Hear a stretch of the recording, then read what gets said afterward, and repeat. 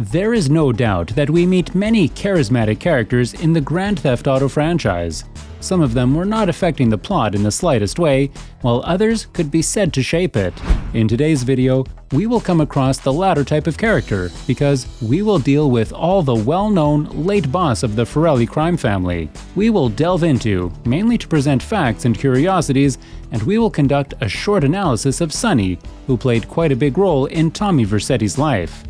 Sonny Forelli is one of the first dons of the Forelli Mafia that we meet while traveling through the 3D universe in the world presented in the Grand Theft Auto games. We know that the period of his reign dates back to at least 1971.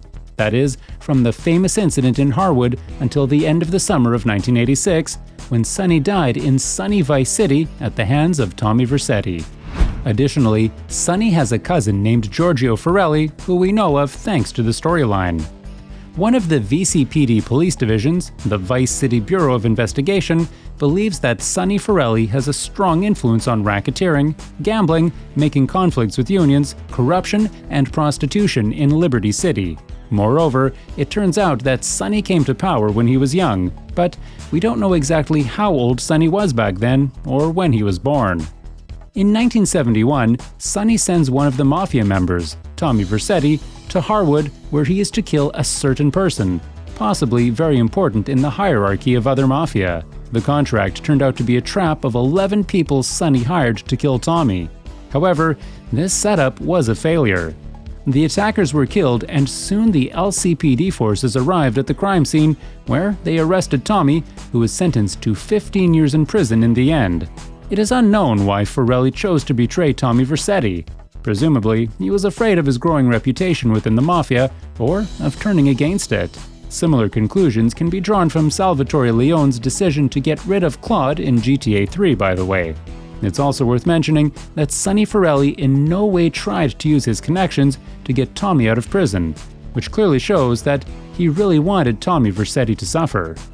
In the early summer of 1986, an important meeting of the Forelli Mafia takes place in the family restaurant Marco's Bistro. It's attended by Sonny Forelli himself, a Forelli capo, and likely some regular mafia member. The discussion concerns few topics: the expansion of Vice City's grounds to expand mafia activities, the Forelli Mafia entry into the drug market, and the release of Tommy Vercetti from prison.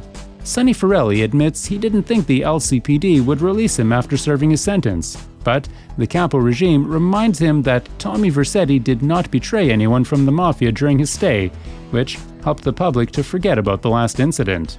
Moreover, Sonny fears that if Tommy Vercetti returns to the streets of Liberty City, residents will again be afraid of the Forelli Mafia and local businesses will refuse to cooperate. To solve this problem, Sonny proposes to take Tommy Vercetti only as an associate of the family and send him outside the city, specifically to Vice City, doing the previously mentioned expansion according to Sonny's instructions. Mafio's capo mentions, however, that much of Vice City's business revolves around drug trafficking, a sector that has long been unused by mafia families. But Sonny Forelli believes that times change and that the family should seize this opportunity before all the profits from this type of activity are taken over by other criminal organizations. Therefore, Sonny Forelli intends to send an independent person there to do business on behalf of the mafia and provide benefits, while the mafia will operate quietly in the Liberty City area. In addition, he calms his colleagues about Tommy Vercetti being watched by inept lawyer Ken Rosenberg, because Tommy Vercetti will have no official ties to the mafia, hence the gang's reputation will not be shaken in any way. As a first step, Sonny Forelli connects with the Vance cartel, one of the pioneers in the drug business in Vice City back in the days, and arranges a deal with them to obtain cocaine for an unknown price. Two mafia members, Harry and Lee, and an associate of the Forelli family, Tommy Vercetti, are sent to make it all work out. The reason for sending Harry and Lee out could be a prudent caution, as Tommy Vercetti might as well take the merchandise for himself or somehow go against Sonny Forelli's orders. The Forelli Mafia is again in contact with a lawyer, Ken Rosenberg, who has been working with them since 1978, as stated by VCBI, and is to be involved in the transaction, presumably as a diplomat or an advisor. The next evening, Tommy Vercetti calls Sonny to tell him about a failed drug deal in Viceport. Sonny reacts quite aggressively, believing that the mafia associate wants to set him up, but Vercetti swears that he will recover the stolen money, drugs, and kill those who have been hired to break the deal, to which Sonny Forelli agrees. The problem, however, is that Sonny Forelli has no relative control over Tommy Vercetti's actions, making it difficult to keep track of this accomplice. In the following days, Sonny learns that his cousin Giorgio is facing 5 years imprisonment for financial fraud, and therefore turns to his family contact in Vice City, Ken Rosenberg, to solve the problem. Plus, he is still in contact with Tommy Vercetti. The first phone call from Sonny takes place after completing one of Ken Rosenberg's missions called Jury Fury, where Sonny merely reminds Tommy to find the stolen money while warning him that he is becoming a potentially unreliable person. Hey Tommy, it's Sonny. How's the suntan? I ain't got no suntan. We ain't got my money either, so I'm one of them myself. What are you doing? So tell me, Tommy, what are you doing? I'm looking for the money, Sonny. Don't worry. I am worrying, Tommy. That's my style, because I seem to have this problem in my life with unreliable people. Don't be an unreliable person, Tommy, please. Do us both a favor. I'm looking forward to hearing from you.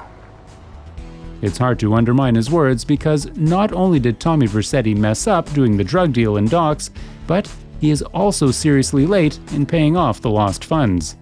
Weeks later, Sonny Forelli learns that Tommy Vercetti has killed the drug baron Ricardo Diaz and plans to take over local businesses, causing Sonny to once again contact a mafia associate and remind him that the Forelli Mafia will not forget the debt. Tommy, remember me? Hello, Sonny. That's right, Sonny. We're all friends. You never write me, you never call.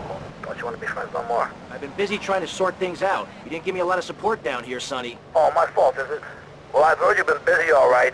Busy killing drug barons, busy taking over. Don't forget about us, Tommy, because I can assure you, I ain't forgotten about you. The behavior of Sonny Forelli is fully understandable, as the man notes that Tommy Vercetti is starting to develop in Vice City, while the money he lost still isn't brought back. In the weeks that follow, Sonny also learns that Tommy Vercetti is extensively expanding his business in Vice City without sending the Mafia any stake they surely deserve, which drives him mad, especially realizing that Tommy is making a fool of him. Eventually, after a few days, the man sends several of his men to collect the incomes from the Vercetti gang properties, but this ends in a fiasco, which can be seen during the Cap the Collector mission. This is the most understandable decision because the Mafia's partner ignores Forelli Crime Family since the drug deal went down. He doesn't care about the demands, thinking about himself and creating his own criminal empire. Said they'd come to take their cut. Said it was a Mr. Forello's money. Oh, I feel like crap. Forelli? Sonny Forelli? Yeah, that's the guy. I think. They were very insistent. At last, Sonny Forelli decides to come to Vice City in person to solve the problem with former Forelli associate and take over his influences.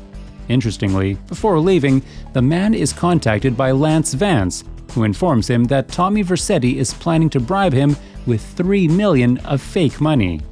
Upon arrival, the man speaks to Tommy Vercetti, finally revealing the truth that he tried to get rid of him 15 years ago and that Lance Vance had sold him out. But at least someone in your chicken shit organization knows how to do business. Isn't that right, Lance? Sorry, Tommy. This is Vice City. This is business. A massive firefight takes place, as a result of which Sonny Forelli is killed. It seems Forelli's confidence has paid off with his life. A much more sensible solution would be to abandon the decision to come to Vice City personally, especially knowing how strong the opponent of the Forelli Mafia is. In summary, Sonny Forelli is an example of a great leader. His actions, such as entering the risky drug market, shows how enterprising he is and how much he values his organization. What's more, during the plot, he constantly asks for the return of the lost money and the purchased goods, which makes him an exemplary creditor. His reactions, on the other hand, seem to be very aggressive and sometimes ironic, but this is understandable considering his way of thinking to be logical. In the meantime, his behavior towards Tommy Vercetti, referring to the Harwood incident, is very unfair, as he has not tried to show Tommy that the Forelli family still cares about him while sweeping any of his bad acts under the carpet. That's all we have prepared for you today. If you have any questions or reflections concerning GTA games, you can provide it either in the comment section or by writing an email to us. Feel free to share your opinion in the comments as well. We also encourage you to leave thumbs up or down after watching the video, because it helps to choose over topics for new ones. See you soon!